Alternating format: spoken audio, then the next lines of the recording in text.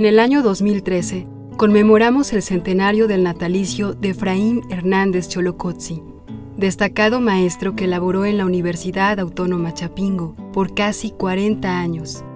A 22 años de su partida, la vigencia de su legado en torno al estudio de los recursos naturales y la agricultura tradicional se torna cada vez más apremiante.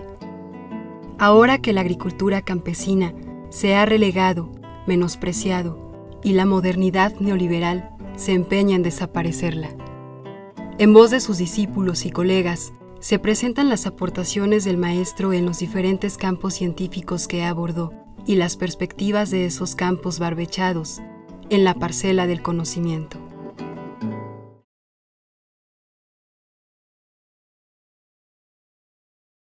Es muy importante ahora a estas alturas revalorar todos estos aportes que son muy evidentes desde la interdisciplina, desde la búsqueda de preguntas que responden más a las dinámicas que existen en cada uno de los territorios y la cantidad de contextos que hay que considerar desde diferentes disciplinas científicas. Lo veo como algo que todavía tenemos tiempo de recuperar, porque precisamente las instituciones, en particular la Universidad de Chapingo, pero yo siento que todas las instituciones que tienen que ver con el campo, están siendo sometidas a una serie de reflexiones para entender que después de tantos esfuerzos y bajo toda una estrategia de política que ha seguido el Estado mexicano, pues no hemos resuelto el problema de la alimentación y tampoco hemos resuelto el problema de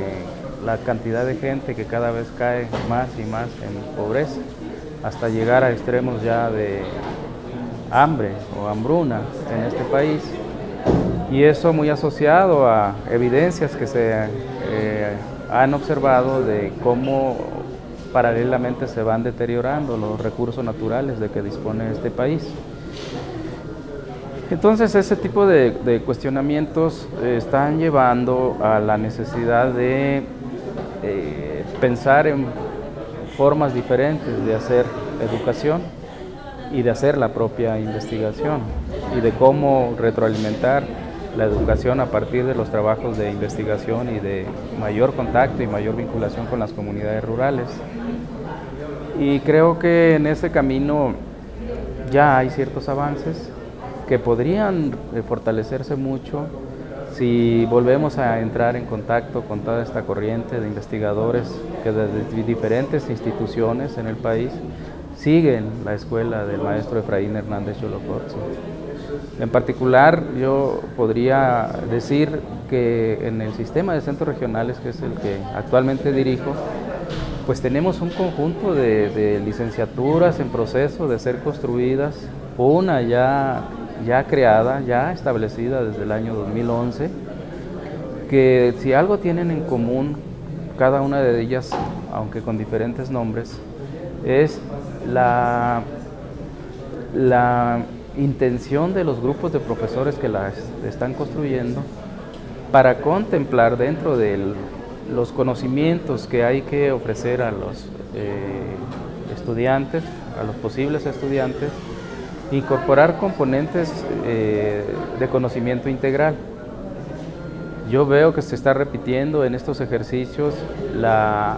importancia que se le da al medio ambiente, a los recursos naturales, a los recursos fitogenéticos, al entendimiento de las relaciones que llevan a determinar que en regiones específicas sea expresada de cierta manera el tipo de recursos de que se dispone por parte de la población.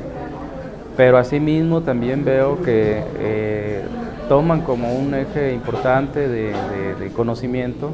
pues todo lo que tiene que ver con el manejo de esos recursos que se traduce en sistemas de producción y en condiciones tecnológicas o uso de técnicas para el manejo de esos recursos.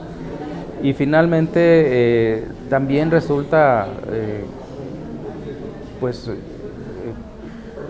como un componente más de esos programas educativos, todo lo que tiene que ver con la sociedad y la economía y la cultura, ¿no? Que se está viendo como necesario. Y por lo tanto estamos transitando de un proceso educativo marcado por una serie de especializaciones que a lo largo de los años o décadas, digamos, se ha construido en esta universidad y en general en las escuelas de agricultura en este país, para recuperar aquella idea que sembró el maestro Efraín Hernández de la visión holística, de la búsqueda de conocimientos más integrales acerca de los fenómenos con los que nos estamos enfrentando, de tal manera que eso sea lo que permita que se encuentren salidas, soluciones a las necesidades que tiene la gente, lo cual pasa no solamente por el conocimiento de los territorios, sino de los contextos en los que se mueven todos esos territorios, ¿no? O sea, el modelo actual neoliberal no le importa nada la cultura ni los recursos naturales. Lo único que le interesa son los intereses de las grandes empresas. En este caso ya estamos viendo cómo quieren combatir el hambre ahora dándoles Pepsi-Cola y galletas, unas galletas elaboradas por la compañía Pepsi-Cola y otras cosas por el estilo. Entonces, mientras predomine este modelo de disque desarrollo, de subdesarrollo, va a haber una gran pérdida de recursos genéticos. Yo no tengo mucha confianza en las medidas legales. Yo recuerdo que el derecho, según los marxistas, el derecho es la voluntad de la clase dominante. Entonces, mientras siga dominando los intereses de unos cuantos consorcios nacionales e internacionales, no van a cambiar las leyes se hacen ad hoc para ellos, como la ley Televisa o la ley Monsanto. Entonces, es importante la cuestión legal, pero es más importante la movilización. Él no se quedaba callado. Lo mismo en los congresos que con los políticos, él decía la verdad, decía sus verdades, en todo caso, discutía mucho, era un gran polemista, y no siempre la crítica es bien recibida.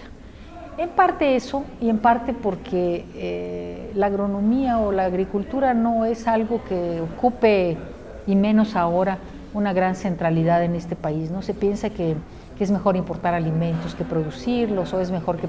producir alimentos que van a la industria,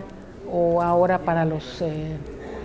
energéticos, que producir alimento para la población, alimento de buena calidad, maíz, frijol, sobre todo los alimentos tradicionales. Entonces, en parte es una cierta marginalidad de la temática, y otra parte o ingrediente puede ser también la personalidad, pero es una mezcla